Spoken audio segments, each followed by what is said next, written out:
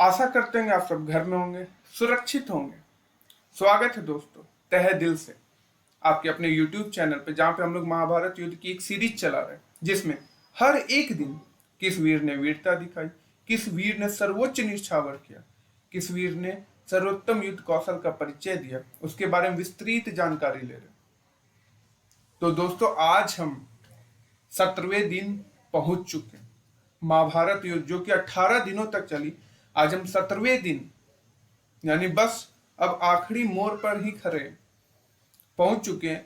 तो आज हम देखते हैं कि 17वें दिन युद्ध का क्या हाल था। बहुत ही ज्यादा मजेदार, बहुत ही ज्यादा रोचक, कहीं ना कहीं बहुत ही ज्यादा सबको मजा आने वाली है। आप सभी से निवेदन है कि वीडियो को अंत तक जरूर देखें। तो चलिए वीडियो को स्टार्ट करते हैं। वीडियो को स्टार्ट करने से पहले, अरे यार अभी तक आप लोग लाइक शेयर और सब्सक्राइब नहीं कर रहे, एक सेकेंड भी नहीं लगेगा, जल्दी से जाइए बटन दबाइए, लाइक बटन, सब्सक्राइब बटन। तो चलिए वीडियो को स्टार्ट करते हैं। तो आज हम महाभारत युद्ध जो कि 18 दिनों तक चली, आज हम 17वें दिन पहुंच चुके हैं और जानते हैं युद्ध क्षेत्र में क्या हो रहा था। बहुत ही ज्यादा मनोरंजक होने वाली। तो चलिए जल्दी से वीडियो को स्टार्ट करते हैं। तो हर एक दिन की भांति आज भी हम आपको बताएंगे कि व्यू रचना क्या थी। अगर कौरवों की तरफ से देखा जाए तो कर्ण ने सूर्य व्यू की रचना की थी और पांडवों की तरफ से अर्जुन ने महिष व्यू की रचना की थी। तो ये दोनों व्यू रचना थी 17वें दिन के लिए। इधर मैं अगर आपको 17वें दिन का हाल बताऊं तो दोनों के बीच आज महानायक, मेरे सबसे प्रिय, कहीं ना कहीं अनेकों के प्रिय कर्ण का वध होता है। दुर्योधन जानता था कि जब तक कर्ण जीवित है उसका कोई बाल भी बांका नहीं कर सकता, उसका हारना तो असंभव है। और आज 17वें दिन कर्ण का वध होता है और इसी के बाद 18वें दिन महाभारत भी समाप्त होता है। तो अगर मैं आपको आज का संग्राम के बारे में बताऊं तो इस शानदार संग्राम में दोनों ही बराबर थे, कर्ण और अर्जुन। कर्ण को उसके गुरु परशुराम द्वारा विजय नामक धनुष भेंट स्वरूप दिया गया था, जिसका प्रतिरूप स्वयं विश्वकर्मा ने बनाया था। अगर मैं दोस्तों आपको बताऊं तो कर्ण के जो गुरु थे वो परशुराम स्वयं थे। परशुराम को हम लोग बोलते हैं कि परशु वाले राम। कहीं ना कहीं जो 10 अवतार थे श्री हरि के, नारायण के, उसमें एक परशुराम भी थे। परशु के साथ राम, यानी जो शिक्षा दे, जो सबों का संहार कर, वो थे परशुराम। उसके बाद राम आते हैं, ठीक है। तो कहीं ना कहीं 10 अवतार जिसको हम लोग बोलते हैं कि श्री हरि के, नारायण के 10 अवतार, उसमें से एक अवतार परशुराम भी थे। तो परशुराम ब्राह्मण कुल के थे और वो केवल ब्राह्मणों को ही शिक्षा दिया करते थे, परंतु कर्ण छल द्वारा क्षत्रिय होते हुए भी उनसे शिक्षा लेता है।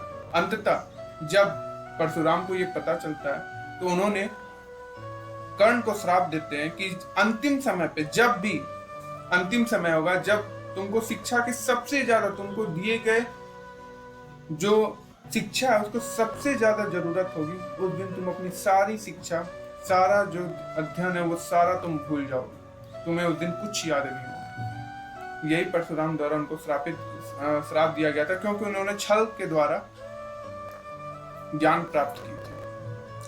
तो ये था बेसिकली हम जो मैं आपको बताया। तो परशुराम द्वारा विजय नामक धनुष उनको भेंट स्वरूप दिया गया था, जिसको स्वयं विश्वकर्मा जी ने बनाया था। दुर्योधन के निवेदन पर पांडवों के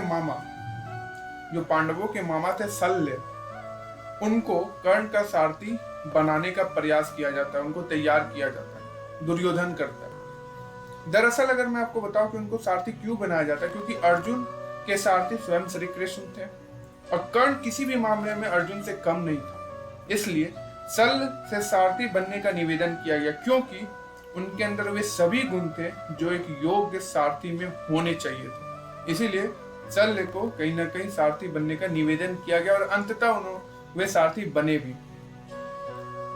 अगर मैं रण क्षेत्र का बात बताऊं आपको तो कर्ण सबको हराते हैं, भीम, युधिष्ठिर, पहले भी देख चुके हम लोग, नकुल, सहदेव, सबको हराए।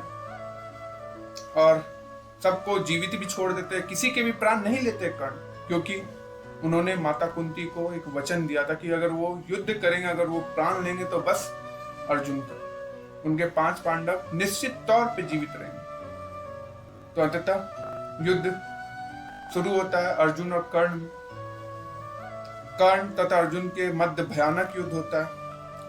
एक व्याख्या हुई थी, वो मैं आपको बताता हूँ कि कर्ण ने जब एक वाण मारा अर्जुन के रथ पर, तो अर्जुन का जो रथ है बस हथेली जितना दूरी से पीछे खिसक गया। लेकिन जब अर्जुन कर्ण के रथ पर वाण मारा तो उसका जो रथ है कर्ण का, वो बहुत गज पीछे जाके खिसक गया। मतलब अगर मैं आपको एक संक्षिप्त में समझाऊं तो जब अर्जुन कर्ण के रथ पर वाण मारा तो जो कर्ण का रथ है वो बहुत गज पीछे चला गया। लेकिन जब कर्ण अर्जुन के रथ पर वाण मारा तो उनका जो रथ है अर्जुन का, वो बस हथेली भर पीछे खिसका। इससे अर्जुन गदगद हो गए।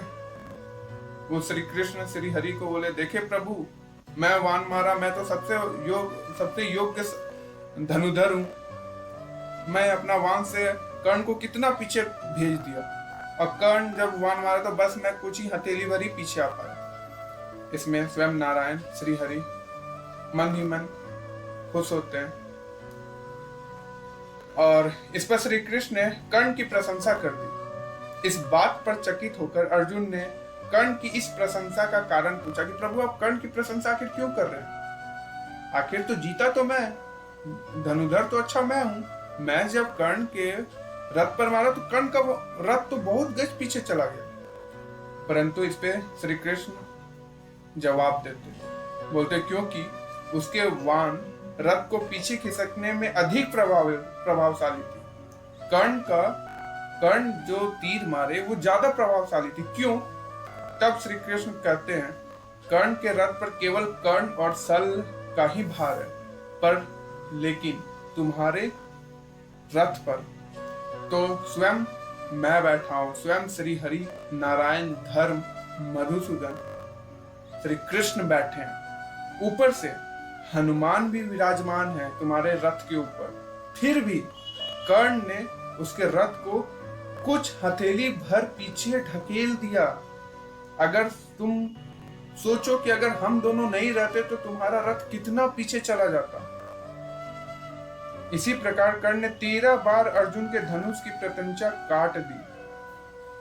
तब अर्जुन को समझ में आता है कि असलियत क्या है, कर्ण कितने बड़े धनुधर हैं। तभी अचानक कर्ण का रथ का पहिया धंस जाता है, क्योंकि उनको श्राप दिया गया था कि अंतिम ऐन मौके पर उनकी विद्या वो भूल जाएंगे, उनका रथ धंस जाएगा। और वो पावन भूमि कुरुक्षेत्र की बोली जाती है कि जब कर्ण अपना रथ का पहिया उठा रहा था तो वो पावन कुरुक्षेत्र की भूमि 1.5 अंगुल उठ गई, पर कर्ण का रथ का पहिया वो भूमि नहीं छोड़ी, क्योंकि उनको श्राप दिया गया था। और इसी का फायदा अर्जुन उठाते। श्री कृष्ण के इशारे पर अर्जुन द्वारा असहाय अवस्था में कर्ण का वध कर दिया जाता है। और आज 17वें दिन सबसे बड़े महानायक कर्ण का वध होता है। इसके बाद कौरव अपना उत्साह हार बैठते, वो समझ जाते कि अब तो जीत असंभव, अब तो जीत होना ही नहीं है। उनका मनोबल टूट जाता है। फिर शल्य प्रधान सेनापति बनाए जाते हैं। शल्य को सेनापति नियुक्त कर दिया जाता है उसी दिन। परंतु उसी दिन के अंत तक युधिष्ठिर ने शल्य का भी वध कर दिया। तो आज कर्ण, शल्य और दुर्योधन के 22 भाई मारे जाते हैं। तो कहीं ना कहीं आज अंतिम ही समझ ले कि आज महाभारत का अंतिम ही था, क्योंकि सबसे अधिक महत्वपूर्ण व्यक्ति लोग का आज वध हुआ। तो कर्ण का वध यानी कहीं ना कहीं पांडवों की जीत और कौरवों की हार सुनिश्चित हो गई। तो ये था 17वें दिन का हाल। और अगर मैं आपको आज कौन मजबूत पक्ष रहा उसके बारे में बताऊं तो ये तो आप सभी जानते होंगे, इसको बताने की कोई जरूरत नहीं है कि पांडव लोग ही मजबूत पक्ष रहे थे 17वें दिन। तो ये था 17वें दिन का युद्ध काल। अब हम लोग बस आखिरी यानी 18वें दिन के बारे में कल जानेंगे। तो अगर आप चाहते हैं कि 18वें दिन के बारे में जाने तो बिल्कुल बोलने की जरूरत नहीं है, बने रहे, देखते रहे अपने YouTube चैनल को। जल्द ही मिलेंगे, तब तक के लिए घर में रहे, सुरक्षित रहे। जय श्री कृष्ण।